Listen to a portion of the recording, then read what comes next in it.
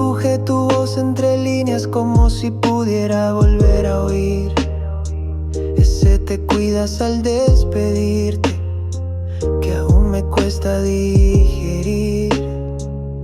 Tal vez fuiste solo un capítulo, pero yo te leí como novela entera.